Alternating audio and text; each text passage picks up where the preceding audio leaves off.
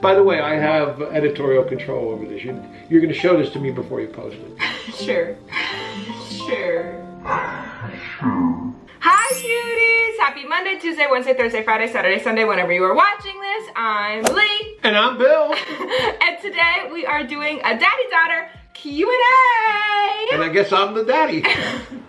And you're the daughter. We're gonna answer all of your burning questions that y'all sent to me. If you follow me on Instagram, you saw that I posted a little Q&A sticker thingamabobber, and you were able to send in your questions, so we're gonna answer those today. Ooh. Are you ready? I'm nervous, but yes. But before we get into anything, make sure you like this video and make sure you subscribe to my channel if you are not already subscribed. So, with that being said, let's get into it! Roll. Dad. What? Tell them about you. My name is Bill. I am, 68 years old. Oh, I'm an old guy. And I guess I'm a Virgo, September. Yeah, not that I'm not into astrology and all that, but yes, I'm a Virgo. It's very important here in LA, Dad, so. I'm a Virgo. I went to Dartmouth College in Hanover, New Hampshire. And then I got an MBA from Stanford University out here in, the left coast. The left coast? The left coast. Is that what we call it now? Well, again, I grew up in New Jersey. When you're from New Jersey and want to say something. I was also born in Jersey, so. Yes, you were. You lived in Jersey for 2 years, and then we moved to Florida. But if you want to say something semi-derogatory about California, you say that left coast over there. I've never heard that before. Oh, well, you Maybe spent 2 years in New Jersey. Maybe it's because I don't hang out with California haters. If you wanted to say something as a code about California, just say it's the left coast. Oh my god, okay. All right, well, we'll leave it at that. And what is your go-to karaoke song?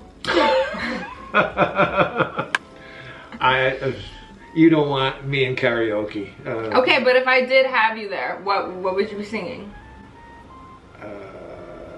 Brown Eyed Girl. Okay, there we go. That Van Morrison. Again, notice the lineage. What's the lineage? What nationality is he? I don't know who Van Morrison is. Okay. We'll leave it at that. What is he? Who is he? I think he's Irish. But you don't know? No. First question that y'all submitted, thank you very much. Did we always have a good bond when I was younger?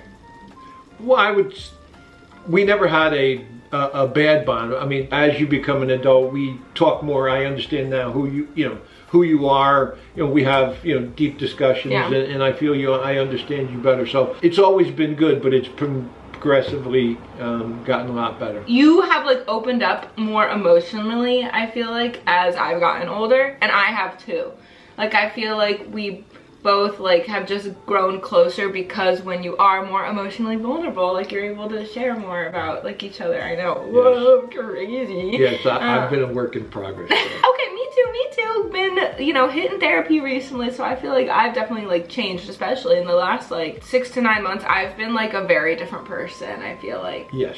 So I'm I've grown a lot recently. When I was younger too, I feel our relationship was focused more on my career and focused on me just as a human in society, rather than now who is Lee, who's Dad, and us just growing that kind of one-on-one bond. Absolutely, and it's proving every day, and including this trip to LA.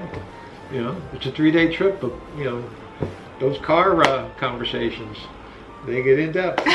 What's your favorite thing to do together now, though, that I'm older? For us? Yeah. Well, it's in general just bonding, just being with you, but we go to Dunkin' Donuts every day. Dunkies is big when we're in town together. We have to go for breakfast at IHOP. That's one thing that we started at the end of high school. We started having a little bit more of that emotional relationship. A big part of it was we started a tradition where every Sunday we would get breakfast, and very quickly though it became IHOP breakfast. So IHOP is a very important spot for us. Absolutely. Dunkin' Donuts has just been recent, but IHOP has. Dunkies is recent because Dunkies is my latest obsession, but IHOP I feel is our special place. Absolutely, that is number one.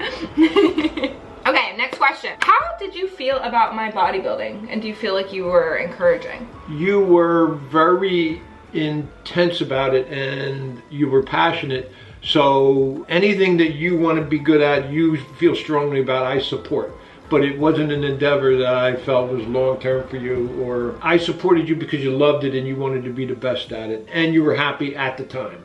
I did not think it was long-term, but you were happy and you were passionate, and total support. I would say it was really interesting because obviously you support me in things I do, but like I could always tell there was a part of you who was like doing it like because you felt like you had to, like you didn't want to, you know? Like you really didn't like it at the end of the day. I think for a few reasons you didn't like it. Like even I just remember like you coming to my show and you were like scared to get near me.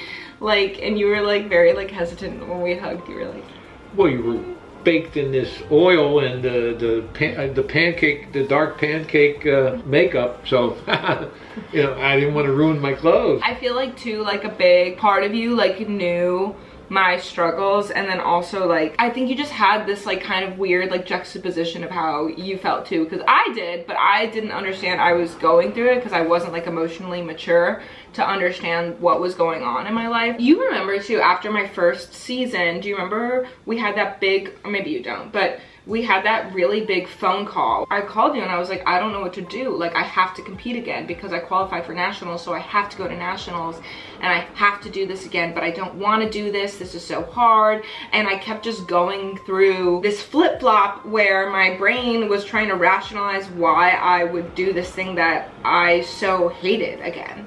Do you remember that? Yes. And do you remember like the advice you gave me? I don't remember all the details, so you should, and I will not say it as eloquently as you, so what was my advice?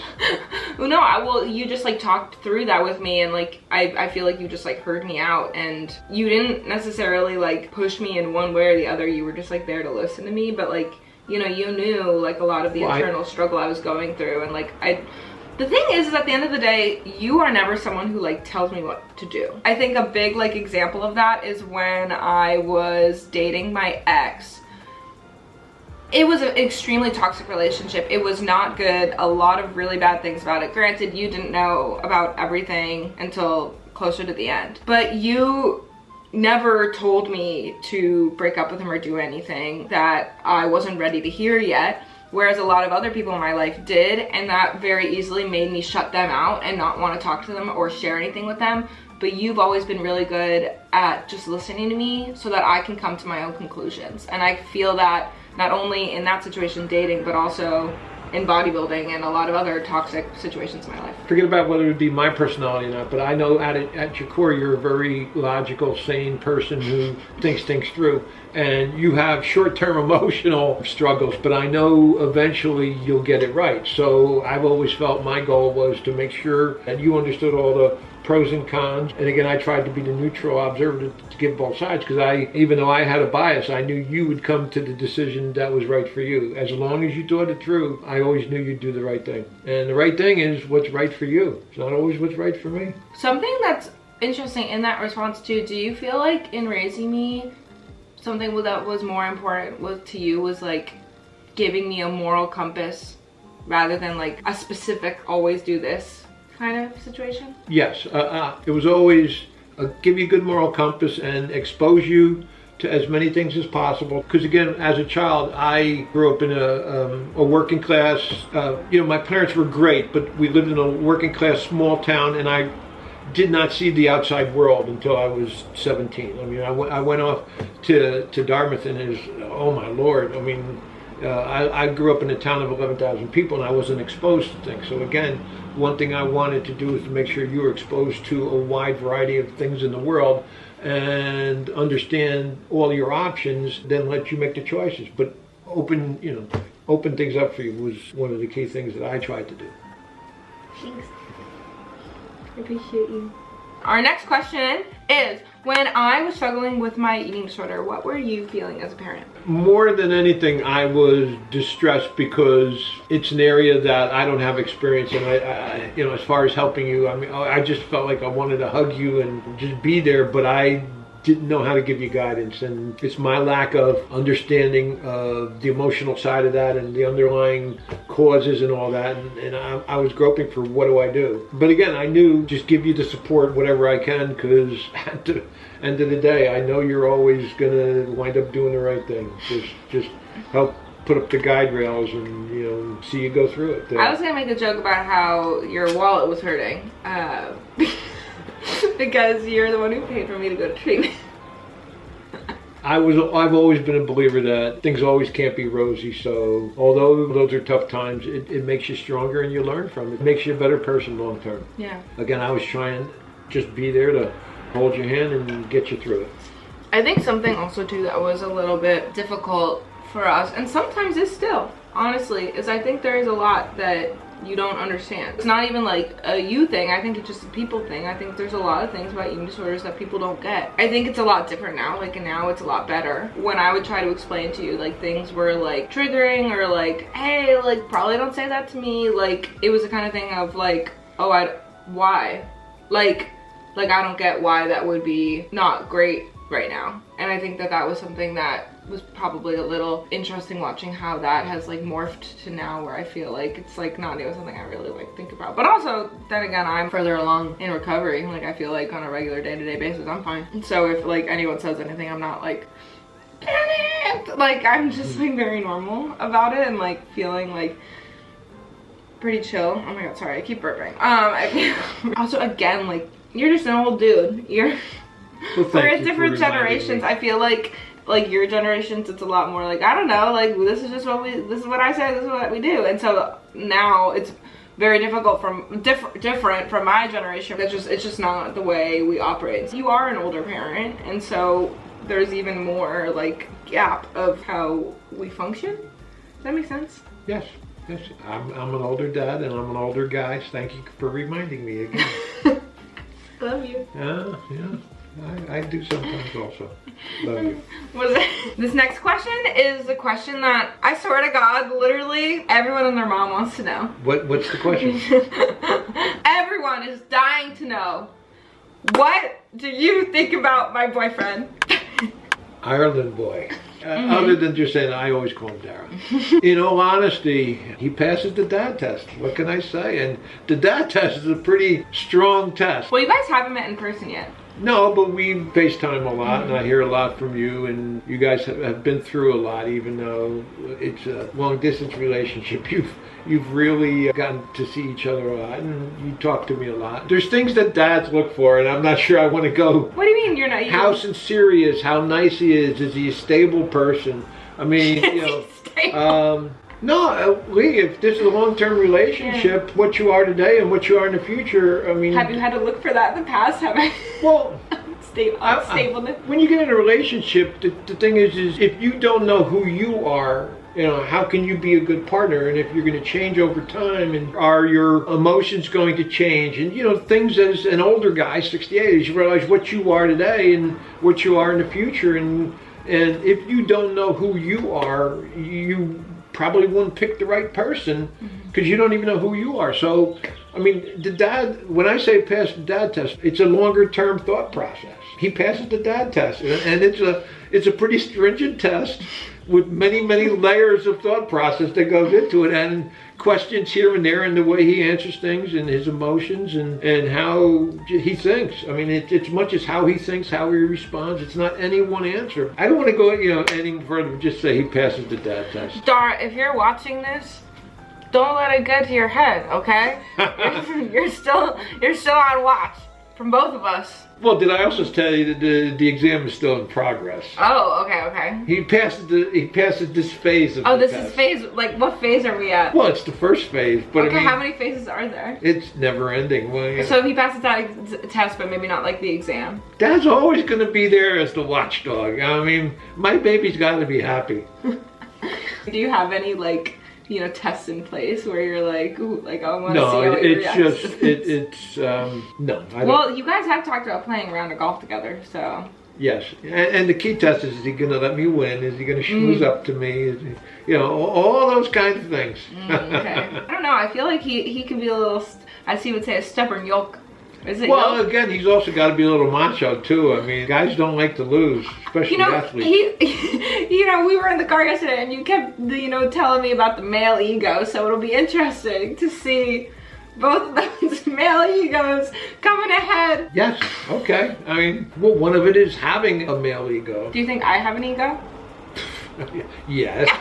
I was gonna say, as a lowly woman, do I? As a lowly one? Oh my lord. No, I won't go there. I know you don't think I'm a lowly woman. I was making a joke. Oh, and if I ever thought that, you'd remind me pretty quick. You're not shy about keeping your dad in line. Mm. Oh, yes. Including taking those hairs off the middle of my eyebrows. You have like a unicorn hair on your... I'm still stinging from it. They hurt. And you look beautiful now. Oh, One time I literally did take him to get his eyebrows threaded. Yes, you did. And you loved it. Your Yes. eyebrows look fleeky. Okay. I mean, you looked like you were in very much pain, but you looked great after. Thank you very much. I'm gonna insert a photo of that happening here. Okay. What would you do if I moved to Ireland? First of all, I'd be a little surprised because you're an LA girl. I mean, through and through. You might have been born in Jersey, raised in Georgia, with a little bit of a pit stop in Florida, but boy, you are a California girl. So I wouldn't be surprised, but for you to go there, it'd be very, very important for you. And I would support it 100%. It would be, instead of 2,200 miles away, you'd be 3,900 miles away. And You've done the math? Yes, and I guess I'd get more frequent flyer miles. Yeah, you still haven't even been to Ireland. No, and I'd have to take some language courses because, I mean, right now I do understand at least 2/3 of what Dara says. And You've gotten better. When they first started talking, he like literally had no idea what he was ever saying. so I'll have to brush up on the language, brush up on. Are you gonna the learn history. Irish? I'm not. I'm sure I'll learn some phrases, but it'll be interesting. I would support it. As with anything with you, I would support it. And if it makes you happy, go for it. I appreciate you. All right. Okay, are you ready for your last big question? Okay. How are we so wholesome, and how can other people do this with their dads? Well, obviously that's a two-way street. I mean, Leah, I don't know whether people realize this, but you have a very bubbly, outgoing, and compelling personality. Where do you think I got it from? Your mother. I'm a lot quieter than you are. But the thing is that is like I think I get like a lot of my extroversion and stuff I feel like is definitely from mom, but I definitely get my humor from you. You are still like a ham.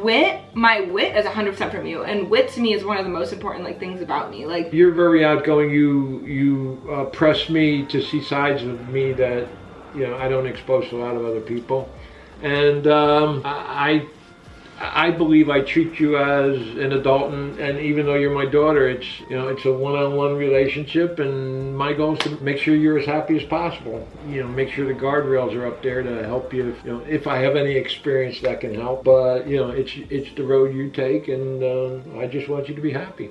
I think like a big part of why we're like so like much closer now too, and like I feel like why we're able to like be so wholesome and like whatever I think like honestly is because we've been like so much more vulnerable. I feel like I've asked you more like questions about what it was like growing up, or if you could tell me about like this hardship you faced, or asking you about like the tough questions that maybe you wouldn't have talked to me about when I was a kid. I think initially when I started asking these questions, like you didn't answer me, and now I feel like we're at a point where you are answering me, and I feel that allows us to be so much more fun. Well, you put me through a gauntlet of 62 questions, and I wrote the answers to all 62. I, for Christmas, last year got my dad Storyworth, which honestly, like, fabulous gift for a parent, for like a loved one, for anyone in your life where maybe too, like, you feel like they haven't been as like open with you because it's not like in their purview. Like for my dad, I just feel like you're not like a super emotional guy. You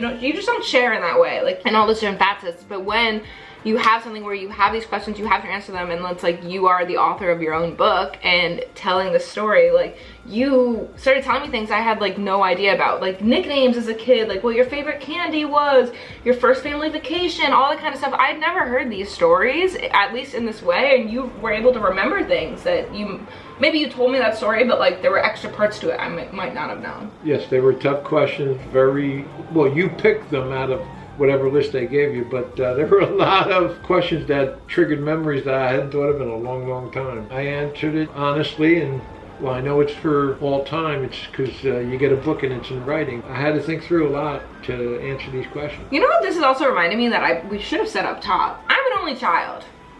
You only got me. Because he, growing up, like he, in this book, was telling me about his siblings, because he was one of 5.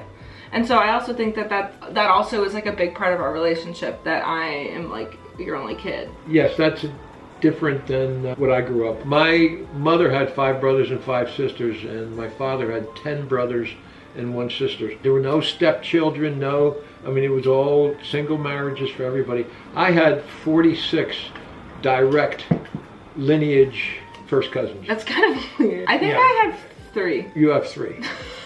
I had 46, and there's no step anything, no second marriages. Straight line 46. It was a pretty, we had family reunions. It was a serious event. Are you glad you only had me? Obviously, if the first was a failure, I would have wanted a second, but our relationship is fulfilling, and anything I ever wanted out of a family, I got through you. So I don't feel I've been shorted of anything. So am I happy only one? Yes, in retrospect. I couldn't have answered that 20 years ago. Mm-hmm. But I can answer it as it was perfect. Is there anything else that you want to share? No, it's going to be interesting next year or 2, and I wish you all the best. All I have to say is be happy. He always says that. He always says be happy. That's like the thing you always say to me. Well, again, I know too many people that they do things for the wrong reasons, and although they're very successful, they're not happy. You see the public side of them and you say, oh, I'm envious. And then you see the private side of them and they're not happy people. The key is to be happy. That's great advice. Very wholesome. Yes.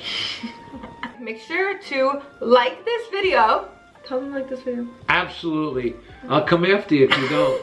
Tell them to subscribe. Tell them to subscribe. Subscribe. You have to subscribe. More hearts, more ups.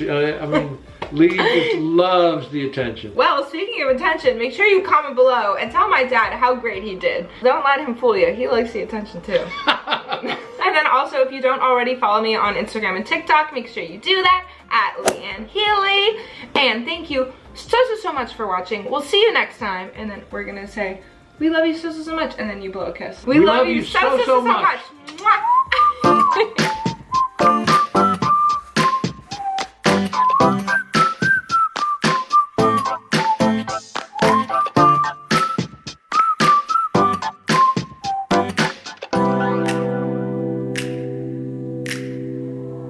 Falling to pieces in my room.